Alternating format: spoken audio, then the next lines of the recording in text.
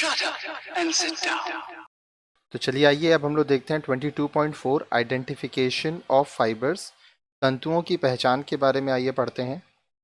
The vast variety of fabrics available today makes there identification important.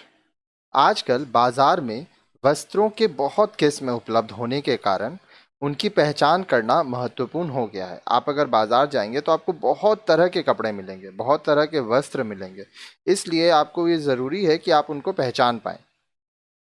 You know that variety is created by using different fibers in combination. आप यह जानते हैं कि वस्त्रों में जो अलग अलग तंतुओं होते हैं उनसे मिलाकर ये बनाई जाती है। ठीक है। Knowledge of the fiber content of a fabric is therefore necessary to know its suitability, use and care. अब देखिए, इसलिए वस्त्र में तंतुओं की मूल तत्वों का आपको जानकारी होना चाहिए, ज्ञान होना चाहिए, ताकि इस जानकारी या ज्ञान से आधार पर आप या हम वस्त्र का उपयोग और देखभाल कर सकें। Sometimes you may have been cheated by an imitation fiber, like a fabric looking like silk but turning out to be artificial silk or imitation silk.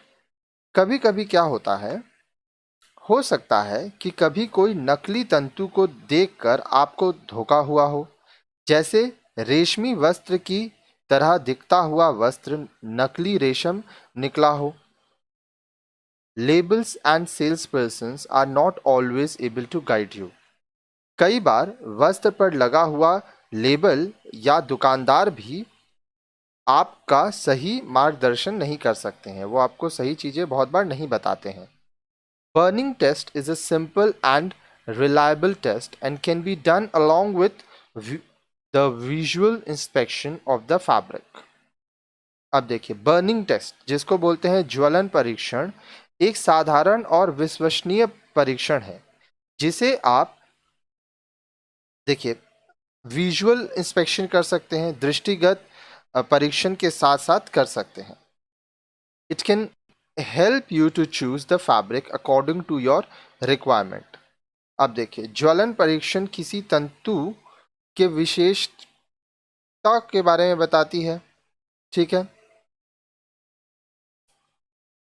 The burning test does not identify the fiber in particular, but indicates its group. Cotton, flax, and rayon will have similar results when burnt, as they are all basically cellulosic in nature. अब देखिए, ज्वलन परीक्षण किसी तंतु विशेष की पहचान नहीं करता, परंतु वह तंतु किस समूह का है इसकी जानकारी देता है। कपास, फ्लेस और रेयॉन जलने पर एक समान परिणाम देते हैं, क्योंकि ये सब मूलतः सेल्यूलोज से बने हुए होते हैं।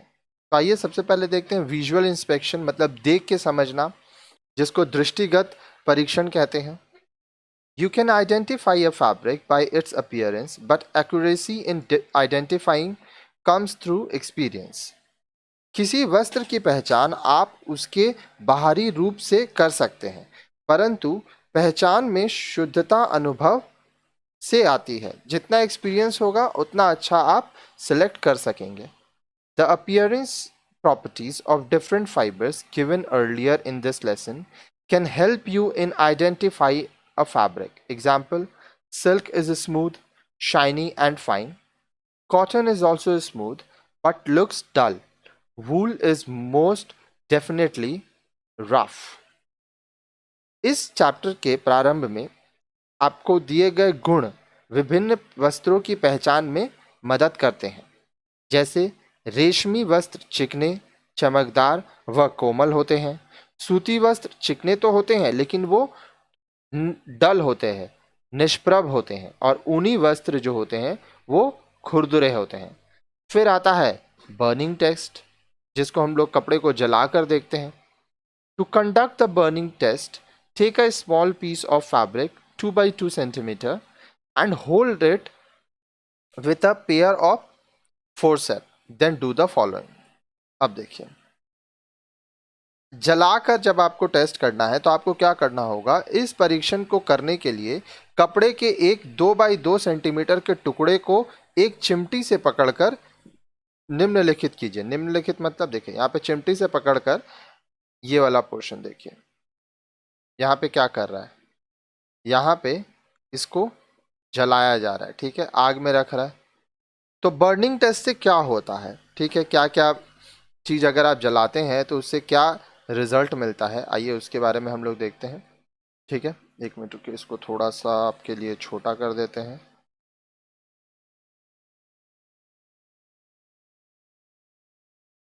टू 100% करेंगे तो फिर ये पूरा आ जाएगा।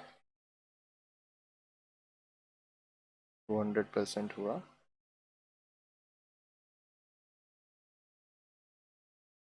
देखिए यहाँ पे आपको बता रहा है कि बर्निंग टेस्ट से क्या क्या होता है, ठीक है। तो आइए हम लोग इसको देखते हैं। ठीक है, अब सेट हो गया ऑलमोस्ट। देखिए ध्यान से समझिएगा, बोल रहा है बर्निंग टेस्ट ऑफ फाइबर्स, ठीक है। आप जब तंतुओं को जलाकर उसके बारे में परीक्षण करते हैं तो क्या आता है। नेम, यहाँ पे नाम होगा। अप्रोचिंग फ्लेम, लॉ के नज़दीक मतलब कितना आग के नज़दीक होगा। इन फ्लेम, लॉ में जब आग में होगा तब क्या होगा। रिमूव फ्रॉम फ्लेम, लॉ से हटाने पर क्या होगा। ओडर, कैसा महकेगा या गंध कैसा आएगा। रेसिड्यू, अवशिष्ट क्या बचेगा, ठीक है, जलाने के बाद क्या हिस्सा बचेगा वो हम लोग देखेंगे। तो काफ़ी सारी चीज़ें हैं जो हम लोग लाइन से देखेंगे। तो आइए पढ़ते हैं। सबसे पहला नेचुरल, ठीक है, प्राकृतिक, cellulose fibre, cotton, linen. Cellulose तंतु जैसे कॉटन हुआ, सूती हुआ, लिनन हुआ, जब इसको आप लॉ के पास ले जाएंगे, does not shrink away and catches fire on contact, सिकुड़ता नहीं है, आग पकड़ लेता है। लॉ में क्या होता है, बर्न्स क्विकली, जल्द ही जल जाता है। रिमूव फ्रॉम फ्लेम, जब आप इसको लॉ से हटा लेंगे तो continuous burning shows N after glow, जलता रहता है और बाद में दहकता है। ओडर, स्मेल कैसा आता है, गंध कैसा आता है, लाइक बर्निंग पेपर, जलते कागज की तरह गंध आता है। रेसिड्यू, बचा हुआ अवशिष्ट क्या होता है। लाइट फेदरी ग्रेन कलर, हल्की भुरभुरी धूमिल रंग की राख होती है। अब देखिए मैन मेड, अगर मानव निर्मित हुआ तो सेलुलोज फाइबर जैसे रेयन, तो इसमें भी डू, डू का मतलब does not shrink away and catches fire on contact, सिकुड़ता नहीं है रेयन और आग पकड़ लेता है। बर्न्स क्विकली, बहुत जल्दी जल जाता है। Continuous burning shows N after glow, ये हम लोग इसके बारे में बात कर रहे हैं, ठीक है। Cellulose fibre, man made, rayon, ठीक है। अब देखिए जल्द जलता रहता है और बाद में दहकता है। स्मेल आता है लाइक अ बर्निंग पेपर, जलते हुए कागज की गंध आती है। Residue light fluffy very small amount, बहुत कम मात्रा में हल्की भुरभुरी राख बचती है। आगे प्रोटीन फाइबर, वूल, प्रोटीन तंतु, ऊन अगर हम लोग जलाएंगे तो curls away from the flame, लौ से दूर सिकुड़ जाता है। अगर ये लौ में रहे तो बर्न स्लोली, धीरे धीरे जलता है। Stops burning after removing from flame, जलना बंद हो जाता है, जैसे ही आप इसको आग से हटाएंगे ये जलना बंद हो जाएगा। ओडर लाइक बर्निंग हेयर, जलते हुए बालों जैसी गंध आती है। बचा हुआ अवशिष्ट क्या होता है। स्मॉल ब्लैक बीड, ब्रिटल, क्रशेबल, छोटे काले मोती जैसी राख, हाथों से मसली जा सकती है। सिल्क के संग क्या होगा, सेम, सिल्क भी प्रोटीन फाइबर है। Curls away with the flame, do का मतलब क्या है, यही जो ऊपर लिखा है वही होगा। अब देखिए रेशम, लॉस से दूर सिकुड़ जाता है। Burn slowly and sputters in flame, धीरे धीरे आवाज के साथ जलता है। Stops burning after removing from flame, जैसे ही आप आग से हटाते हैं यह जलना बंद हो जाता है। लाइक बर्निंग हेयर, स्मेल आता है, जलते हुए बाल जैसी गंध आती है रेशम में। बीड लाइक ब्लैक क्रशेबल, काले मोती जैसी राख बन जाती है, हाथों से ये राख मसली जा सकती है। आइए नीचे की तरफ देखते हैं।